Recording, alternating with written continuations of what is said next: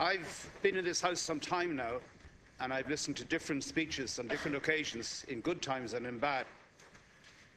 And there was one word that was missing yesterday in the Minister for Finance's speech, and indeed this morning in the Taoiseach speech. It's a simple word, Anglo-Saxon word. The word is sorry. Not once has Fianna Fáil said to itself, to the nation, or to the members of this House, sorry, we screwed up. They don't do apologies in Fianna Fáil, but if they did, it would be a start. Because, yes, we have screwed up. Yes, this country has screwed up. Some people are more responsible than others for it. And the start of a recovery that would embrace the principles of citizenship, which my friend and colleague Michael D. Higgins referred to, and which was once a mantra for the former Taoiseach of this country, would in fact be fixed. And we will get out of this crisis. We won't get out of it the way the Labour Party wants to get out of it. We won't get out of it as quickly as Fianna Fáil think we're going to get out of it. And we're going to carry for the rest of their lives people who will be the walking wounded because of the damage that has been done to them. I'm thinking in particular of the kind of person that Eamon Gilmore referred to, the kid who was looking for a second chance at education in a Youth Reach programme because of a broken home. And that's now going to be denied for them. And all the research shows that that kid is going to cost you and me and the taxpayer far more money when they end up in jail than the miserable amount of saving that the Youth Reach programme has actually going to achieve.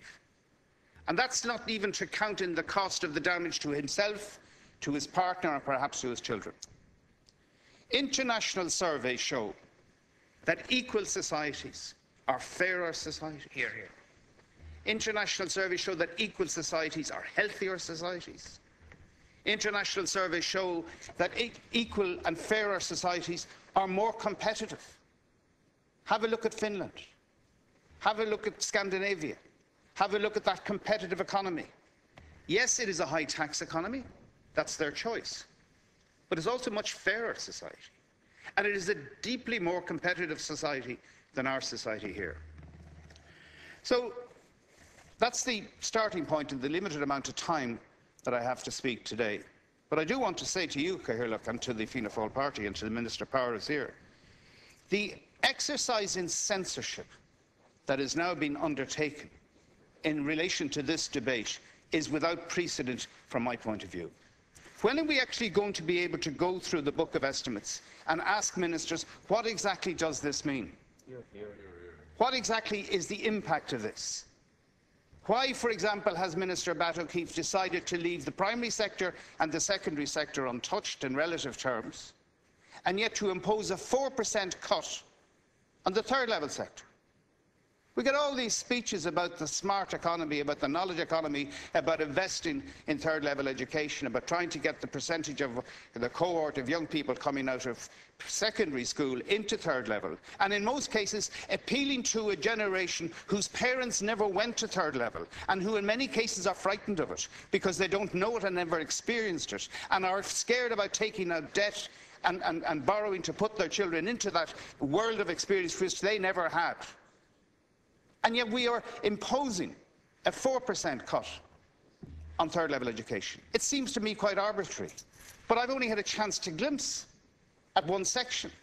I suspect my colleagues for all the other sectors for which they have responsibility could do the same. Now, look, there's one thing in the Minister's speech yesterday that I welcome. At last they're going to deal with the tax exiles. In fact, the word tax exile does them an honour they do not deserve. They're not exiles. They're tax fugitives. They're not exiles. They're tax fugitives.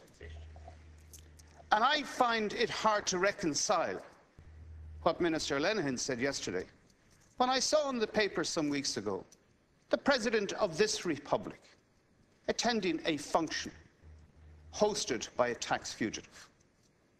What kind of message of citizenship did that send out? million euro for We funding all on could that provide day. charities of our own choice if we had designed our taxes. That is outrageous. That is outrageous. Sorry, colleagues. Deputy Quinn, without interruption. Thank you. Michael O'Leary, he stayed here and paid his tax. Absolutely. Absolutely. They are not tax exiles. They are tax fugitives.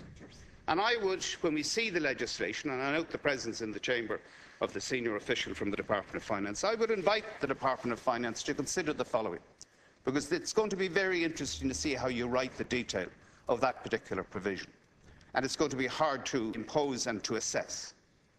But I would suggest for your consideration, and to the Minister here present, that a simple additional requirement to the ones that will be in the legislation would be the following. Any of the tax fugitives who wish to get their passport renewed, a European Union passport, a great passport, any of them who want to get it renewed would simply have to do what a taximan looking for his licence has to do, provide a tax clearance certificate. Thank you. Provide a tax clearance certificate. Very simple. It's used all the time by the Department of Finance for contractors trying to get jobs of one kind or another, and we should apply it to them. There are many other things I would like to be able to say, but time prevents me from doing it.